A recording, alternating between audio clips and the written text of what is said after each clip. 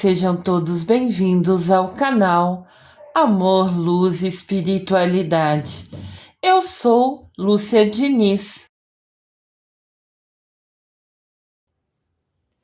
Em 1219 estava fundada a Ordem dos Irmãos Mendigos de Assis. Esse foi o nome da ordem escolhido por São Francisco de Assis. Essa ordem se instalou em Cabanas, no alto dos montes, das montanhas, e no interior, dentro de cavernas, renunciando qualquer forma de propriedade.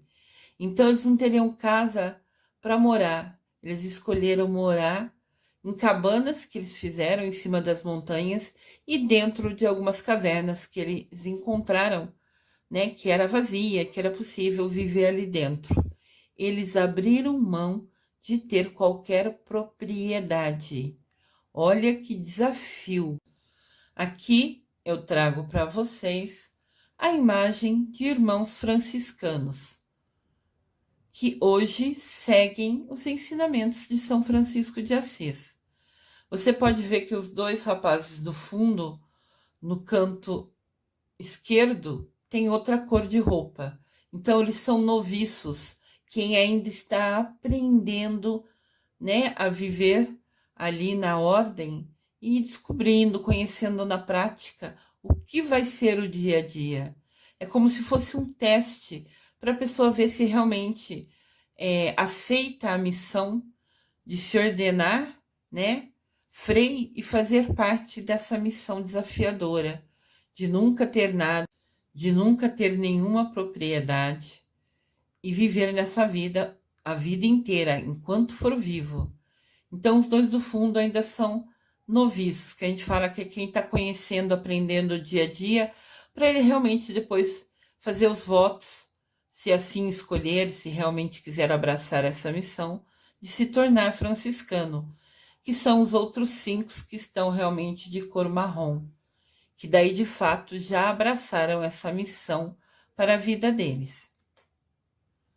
Francisco consentiu, decidiu, aceitou, permitiu repartir seus discípulos em 2 grupos, para seguirem peregrinação pelo mundo, para disseminar o sentimento da fé cristã e converter os infiéis. Ele decidiu repartir em 2 grupos seguidores dele para que fossem para lugares diferentes e assim levassem a mais pessoas o sentimento da fé e o objetivo de converter infiéis.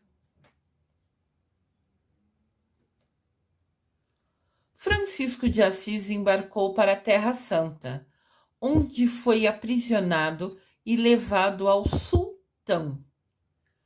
Para mostrar a superioridade da fé cristã, Francisco andou sobre brasas. E depois de conseguir fazer isso, o sultão, surpreso, imediatamente libertou São Francisco de Assis. Esta parte é importante destacar. São Francisco de Assis foi provocado, foi testado na sua fé. E ele falou que o seu Deus era superior a tudo.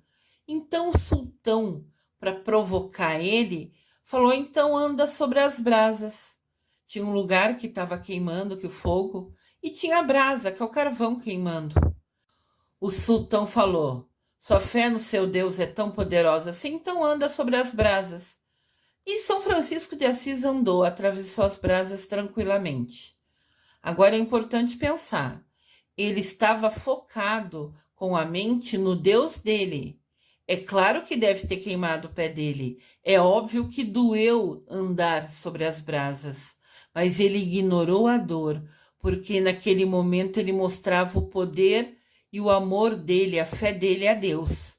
Então ele ignorou o queimado no pé, ele ignorou a dor e ficou pensando: meu Deus é maior, meu Deus é maior, meu Deus é maior que isso. Minha fé é maior que isso. Então ele focou a mente, fechou a mente só no Deus dele e ignorou a dor e o queimar do pé. Por isso que essa atitude de interiorização, de se agarrar a Deus no momento difícil, no momento desafiador, deixou o sultão perplexo, surpreso, e ele libertou na hora Francisco, porque a fé dele era muito maior. Agora vamos utilizar essa metáfora, essa maneira de falar. Quando a gente tem dificuldade, vamos fazer de conta que a gente está caminhando sobre brasas. Como está a nossa mente no momento do nosso desafio? Nós agimos igual São Francisco, se agarrando a Deus e ignorando a dor? Ou ficamos só reclamando da vida, só pensando coisa ruim, chorando, reclamando e sem tomar ações positivas e sem escolher rezar, pedir, se agarrar a Deus Pai e a Mamãe Maria? Agora que a gente conheceu a história de São Francisco, vamos usar esse exemplo dele na nossa vida. Sempre que a gente encontrar um desafio, a gente vai se imaginar caminhando em brasa, igual São Francisco fez. E vamos combinar de agir como ele? Vamos combinar de esquecer a dor, esquecer as coisas chatas e se agarrar a Deus, a Mamãe Maria, a nossa crença e fé em Deus? Com certeza absoluta, igual aconteceu a São Francisco de Assis, nós também vamos superar as brasas que encontramos nos nossos caminhos, os desafios que temos a enfrentar. Que bênção! Olha que aprendizado lindo para a gente hoje. Em 1224, decepcionado e doente, Francisco de Assis foi obrigado a moderar suas atividades.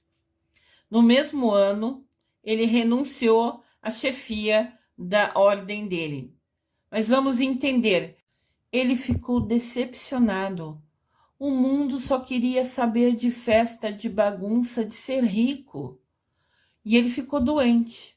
Daí, Francisco de Assis, que ainda não era santo, né? Ele estava vivendo a vida dele, decidiu que era melhor ele agir devagar, fazer menos caminhadas, né? Ficar mais na caverna, nas cabanas dele. Daí, naquele mesmo ano, ele renunciou à direção efetiva da Irmandade. Ele era, hierarquicamente, a pessoa mais alta, responsável pela Irmandade dele, aquela ordem que ele criou. Francisco, então, abriu mão de ser o líder, né, de continuar à frente da ordem que ele criou, e, em companhia de alguns discípulos, alguns seguidores dele, ele partiu em direção à floresta para viver em contato com a natureza. No momento que Francisco ficou doente, mais ainda ele quis ir para a natureza, mais ainda ele quis ficar perto dos bichinhos. Os discípulos que acompanharam ele nessa meditação na natureza ficavam surpresos de ver. Diz que os passarinhos vinham e assim pousavam no ombro dele por livre e espontânea vontade, porque sabiam que ali nunca seriam machucados, ninguém nunca ia fazer mal para eles. E todos os bichinhos cercavam ele aonde ele fosse. Olha que bênção!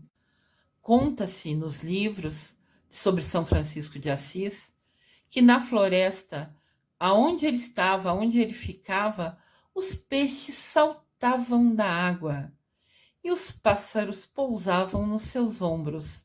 Ele era uma energia tão boa, tão pura, que todo mundo sentia a energia dele. Inclusive os animais. Os peixes pulavam, saltavam da água para ver ele. Olha que coisa linda! Sempre cercado, sempre com carinho, com amor ao próximo, inclusive esse próximo sendo os passarinhos, os bichinhos e a natureza. Que bênção! Certo dia, orando no alto do rochedo, no alto de uma rocha, né? Desceu do céu um anjo de asas resplandecentes. As asas brilhavam, trazendo nos braços uma cruz. Quando essa imagem desaparece, Francisco percebeu marcas de sangue nas mãos e pés, como se tivessem sido atravessados por pregos.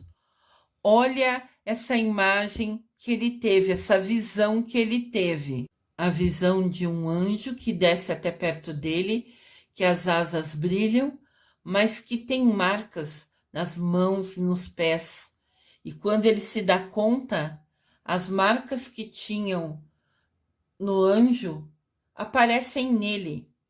Olha que visão, olha que momento, talvez assustador, talvez de reflexão. Esta visão explicava um pouco do momento que ele estava vivendo. Ele estava decepcionado, ele estava triste. Então ele, apesar de todo esforço e dedicação em levar a palavra de Jesus Cristo, as palavras sagradas aos outros em peregrinação, ainda assim ignoravam ele, discordavam da visão dele de viver na pobreza. Então eu acredito que estavam falando para ele: continue na sua missão. Você vai ser sim julgado, condenado, vão tirar sarro de você, mesmo que as ações e palavras dos outros machuquem suas mãos, seu peito. Siga em frente, siga na sua missão, que isso é o mais importante. Agora eu vou falar um pouquinho para vocês sobre as igrejas de São Francisco de Assis. Além da Basílica de São Francisco de Assis, construída na cidade de Umbra, na Itália, essa é uma catedral feita para São Francisco de Assis. Apesar dele viver na pobreza, né? A igreja gostou muito dessa escolha dele, desse caminho dele. Então, criou para ele essa catedral na Itália. São Francisco também possui templos em seu nome em diferentes estados do Brasil. Porto Seguro, Salvador, na Bahia, por exemplo, e também em Ouro Preto, em Minas Gerais. Em Porto Seguro, a primeira igreja São Francisco de Assis. Olha que legal. Pequenininha, simples, né? De muito tempo atrás. Em Ouro Preto, em Minas Gerais. Em Salvador. Em Salvador, como o teto é muito lindo, você quase não vê a imagem do lado externo. Só vê mais do teto da igreja. Tem muitas pinturas. É muito linda por dentro. E Assis, na Itália. Aquela igreja muito maravilhosa, dedicada a São Francisco de Assis. E em Assis, aonde ele nasceu. Olha que legal.